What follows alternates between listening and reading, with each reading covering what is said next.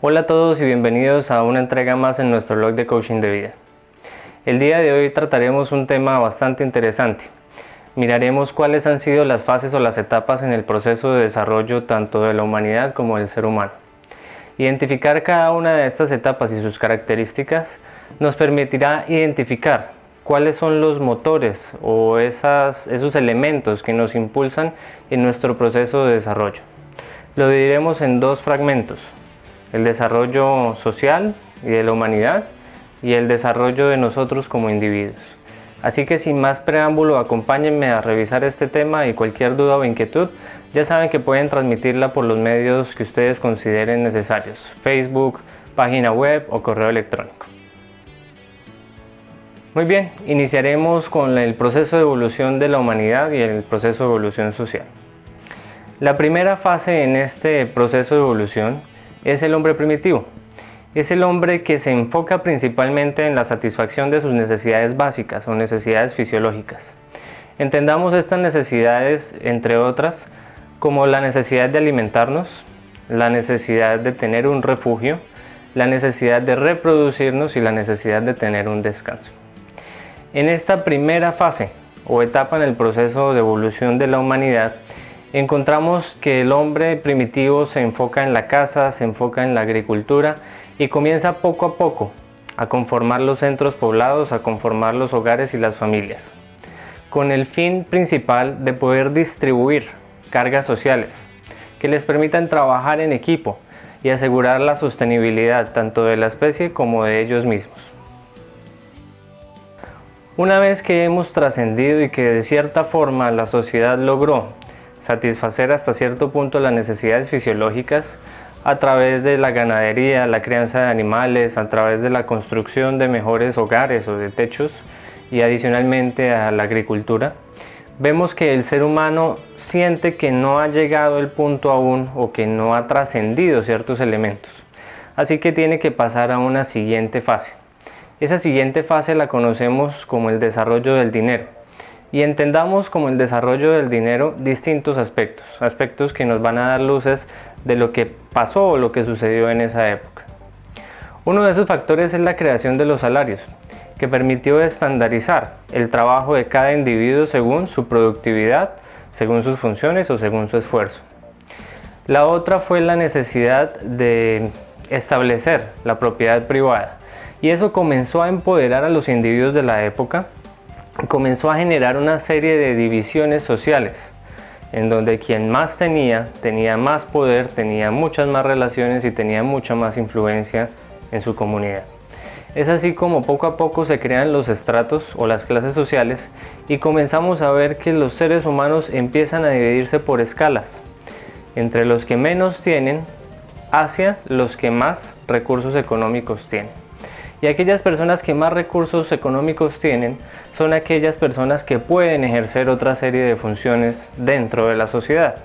Tenían la capacidad en ese entonces de estudiar, tenían la capacidad de gobernar y tenían la capacidad de producir muchos más recursos a través de la acumulación de los mismos.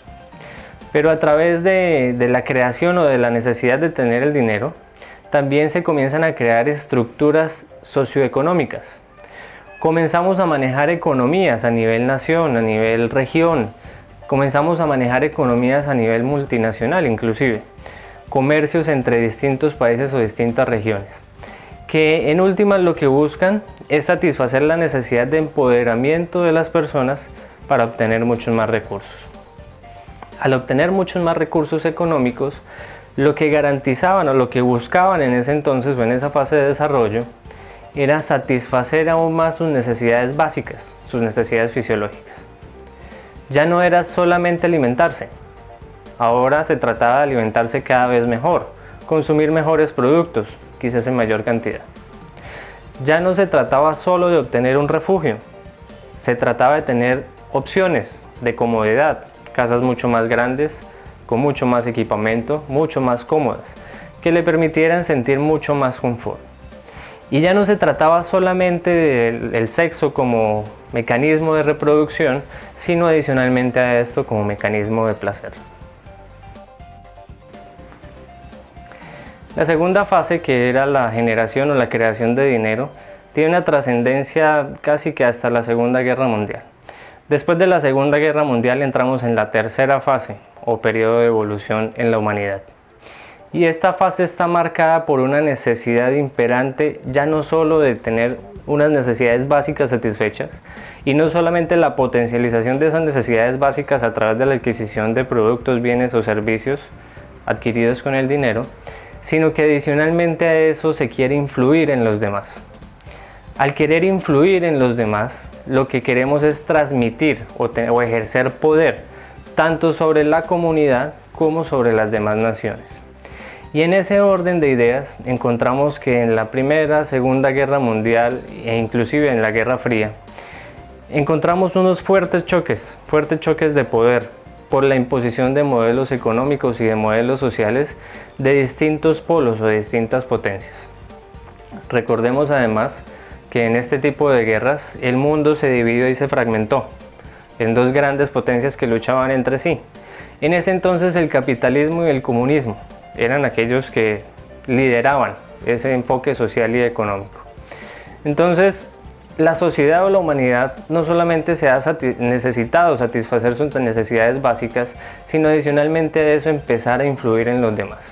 Y esa tercera fase la conocemos como la fase del poder, la fase de necesitar o de requerir esa influencia para que los demás adopten nuestras ideas y nuestra estructura de pensamiento. Una vez que termina la Guerra Fría, la ciencia y la investigación y el desarrollo generadas para la época de guerra de conflicto en la Primera, Segunda Guerra Mundial y Guerra Fría dan un avance, un salto tecnológico bastante importante para la sociedad en sí. Y muchos de esos resultados de investigación en esos procesos bélicos y de investigación en productos bélicos comienzan a transmitirse hacia la sociedad para productos civiles. Y en ese punto encontramos un despegue importante, tanto en los avances tecnológicos en la medicina, en la aviación, en la navegación, en los sistemas de comunicación. Esos factores son los que impulsan el mundo como hoy en día los conocemos. Esa cuarta fase que arrancó después de la Guerra Fría es lo que se conoce como la fase del conocimiento. Es decir, no solamente satisfacemos nuestras necesidades básicas, las potencializamos adquiriendo mayores productos con dinero y no solo queremos influir en los demás, sino que empezamos a generar un conocimiento. Queremos conocer cómo funcionan las cosas, queremos innovar y queremos investigar. Y en esa fase, en esa cuarta fase de desarrollo, es donde la ciencia da un salto que casi en 40 o 50 años transformó el mundo como lo conocíamos. Hemos viajado al espacio, hemos ido al fondo de los océanos, nos comunicamos a través de teléfonos, utilizamos satélites, la medicina está en el punto más avanzado de su historia, sin resaltar otro tipo de impactos sociales y tecnológicos que hemos tenido. Pero aún así en este momento, el ser humano difícilmente sabe qué es lo que es, de dónde viene y hacia dónde va. La investigación no nos ha dado las respuestas básicas de la función que tenemos, de lo que somos. La investigación no ha podido realmente satisfacer nuestras necesidades, a pesar de que contamos con diversos elementos tecnológicos, cada vez estamos aislándonos mucho más en el mundo. Cada vez dependemos más de esos elementos tecnológicos y hemos perdido nuestras habilidades y capacidades.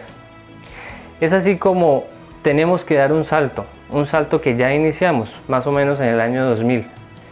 Es un salto cuántico importante para entrar a la quinta fase en nuestro proceso de evolución como sociedad y como humanidad. Y ese quinto salto o proceso de evolución es lo que conocemos como el punto en el corazón. El punto en el corazón es el despertar espiritual. Es entender que esas cuatro primeras fases, tanto las necesidades fisiológicas como el dinero, como el poder y como el conocimiento, no nos llenan y no son capaces de satisfacernos como seres humanos. Falta algo más. Falta algo que nos complemente, que nos una como sociedad y que realmente nos dé esa satisfacción y esa tranquilidad que todos buscamos. Eso se conoce como espiritualidad y el punto en el corazón es lo que encontramos hoy en día en esta fase de transición en la que estamos, que es un despertar colectivo. Es un despertar y es una toma de conciencia colectiva. Distintas comunidades, distintas teorías anunciaban el fin del mundo en el año 2000. Y desde el año 2000 hasta este año, prácticamente que han habido 3 fuertes ciclos en los que se ha pensado que iba a acabar el mundo, que iba a acabar la existencia humana. Pero realmente lo que reflejaban esas antiguas teorías o creencias no era el fin del mundo. Era el fin de la materialidad, era el fin de un ciclo que se había trazado. Ese ciclo es el que estamos en este momento efectuando entre la cuarta y la quinta fase, y es el punto en el corazón, es decir, el despertar espiritual. El desligar un poco la materia y el desligar un poco lo terrenal para evolucionar como especie. ¿Qué impacto tiene esto? ¿Qué impacto tiene estar en esta quinta fase o proceso de evolución? Para los taoístas se considera que este es el periodo ya en blanco, el periodo de la revelación. Y es el periodo de la revelación porque hoy en día están confluyendo una cantidad de ciencias, de teorías, que buscan el desarrollo del crecimiento humano. Hoy en día más que nunca tenemos mucha más conciencia de lo que debe ser el cuidado ambiental. Hoy en día tenemos mucha más conciencia de lo que debe ser la paz interior, el desarrollo personal más que el desarrollo económico. Hoy en día muchos científicos ya están aceptando el concepto de un ser superior. Un ser superior que aunque no tenga un nombre, ya sabemos que existe. Independientemente de la religión que seamos, existe algo más allá que crea todo esto. Y ya hoy en día hay muchos sacerdotes que están aceptando algunos tratados científicos. Es decir, tanto la ciencia como la teología se están uniendo. Todos estamos quitándonos ese velo que nos había cubierto a través del capitalismo, a través del ego, a través de la capacidad adquisitiva, y estamos viendo un poco más allá. Este es un proceso que no será de un par de años, quizá una decena, una veintena, un siglo, no sabemos cuánto va a durar, pero sin duda alguna marca el principio de un nuevo periodo para la humanidad. Así que bienvenidos, espero que les haya gustado esta entrega. Cualquier inquietud, transmítanla a mi correo electrónico, por Facebook o por el medio que ustedes crean conveniente. Y en el desarrollo de estos blogs seguiremos tratando este tipo de temas para que sin duda alguna sean de gran utilidad para ustedes. Gracias.